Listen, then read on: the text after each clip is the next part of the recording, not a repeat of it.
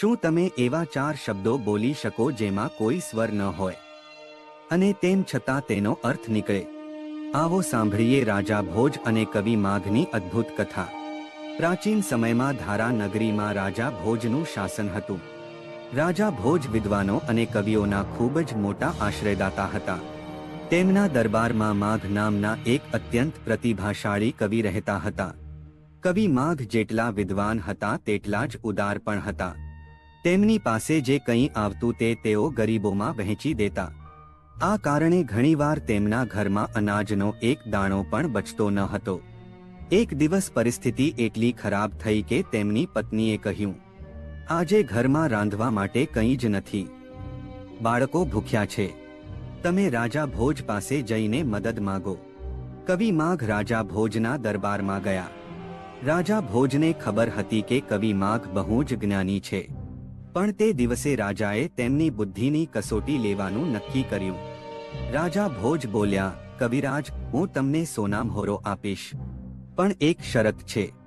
તમારે એવા 4 શબ્દો બોલવાના છે જેમાં કોઈ પણ સ્વર કે માત્રા ન હોય અને તેમ છતાં તેનો અર્થ નીકળે. કવિ માઘ થોડા ક્ષણ માટે વિચારમાં પડી ગયા. ત્યારે તેમણે જોયું કે મહેલની બહાર એક સેવક ઘડામાં પાણી ભરી રહ્યો હતો. અચાનક કવિ માઘ બોલ્યા, ઘટ ભર કર ગર. આ સાંભળીને રાજા ભોજ આશ્ચર્યચકિત થઈ ગયા. આ 4 શબ્દોમાં કોઈ સ્વર કે માત્રા ન હતી અને તેમ છતાં તેનો અર્થ સ્પષ્ટ હતો. ઘટ એટલે ઘડો, ભર એટલે ભરવો, કર એટલે હાથ, ગર એટલે પકડવું. અર્થ થયો, ઘડો ભરો અને હાથથી પકડો. કવિની આ ઝડપી બુદ્ધિ જોઈને રાજા ભોજ ખૂબ ખુશ થયા.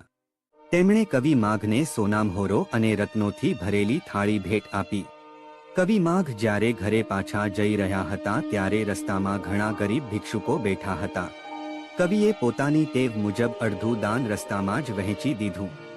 જ્યારે તેઓ ઘરે પહોંચ્યા ત્યારે તેમની પાસે થોડા જ મહોરો બચ્યા હતા. પત્નીએ પૂછ્યું, આટલું જ? કવિ માઘ હસીને બોલ્યા, વિદ્યા વહેંચવા માટે છે અને સંપત્તિ વાપરવા માટે. જે બીજાના કામમાં ન આવે તે લક્ષ્મી શા કામની? સાચો વિદ્વાન તે જ છે જે મુશ્કેલીમાં પણ પોતાની બુદ્ધિ ગુમાવતો નથી.